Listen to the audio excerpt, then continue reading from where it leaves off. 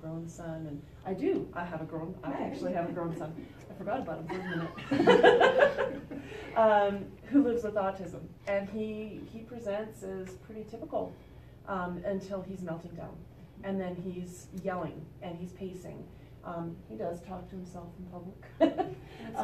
Yeah, and he is huge. And he could pick you up, Chris. And he's intimidating when he's melting down. So do you get training on how to identify maybe this person, because it could look like many things. But for people who are familiar with autism, it does look like a meltdown. Absolutely. Yeah, we have a course, it's called Recognition of Emotionally Disturbed Persons, and it goes through a gambit of different disorders, if that's the proper word, ranging from autism, schizophrenia, and everything in between. Including chemical, drug.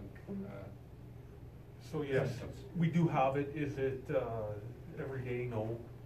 It's typically the employees are encouraged to take those online courses to augment their skills. Some of them are mandatory. The crisis de-escalation techniques, which also crisis negotiation de-escalation, which also covers a segment of that. So yes, we do. Yeah.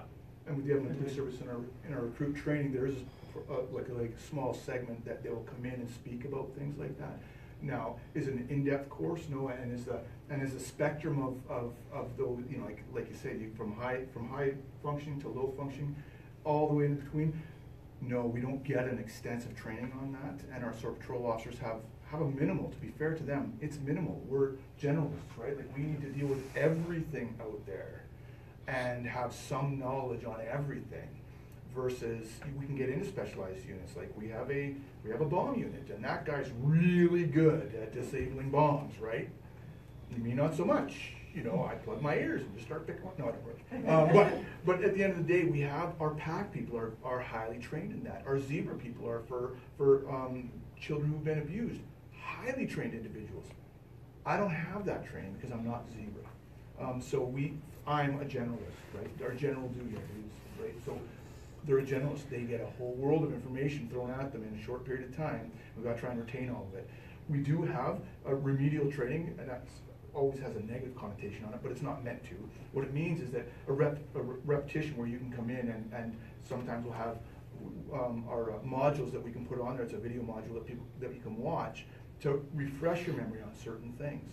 And so we have that, kind of like you say, and it's not necessarily every member takes that opportunity to see that, because we're all responding to calls, so that you don't have the 15-hour wait time. So is there things? There are certain things we have, and we do have our PACT people come out to our GDMs, our general, it's a training day, and they try and pack in as much information as they can, yet again, because they realize we don't get that many of them. So once you're on the street, you're dealing with the calls, and you have these training days. So we do get some people in there, but is it frequent? Is it every year? Is it every month? Not a chance. Unfortunately, it's not. It's typically like for the build curriculums around what are the most prevailing issues, like schizophrenia, etc. Right? Fragile X. No, you're not going to get. We're not many peace officers are trained on that, because it just doesn't present in a vast majority of the population. So we try to hit the highlights, because we can't hit everything, but they'll have an understanding that something needs further attention. Yes, it's all driven and based on risk assessments. So the education and training we receive, yes, we're generalists in a wide range of areas, but we're specialists when it comes to risk, safety, and use of force. At least that's the expectation in the training, right? And so based on that, every decision and every stage of the information gathering process, we're always evaluating and assessing that from a risk perspective, and then from a resource and needs perspective. And so based on that, ultimately, we attempt to do the best we can to not arrive at a diagnosis or a full understanding, but a recognition that there are needs that need to be processed or to assist in a certain way. Not always physical intervention. Usually, it always starts with a verbal interaction and an assessment and understanding. And sometimes it's quick, sometimes you know, we have to make those decisions and evaluations very rapidly, and then take action. That's a super good point. We don't diagnose. I No. hope people understand that we don't diagnose. We don't have that training, and that'd just be unfair to the public for us to be pulling diagnoses out there from people that are not trained in diagnosing things. I just have a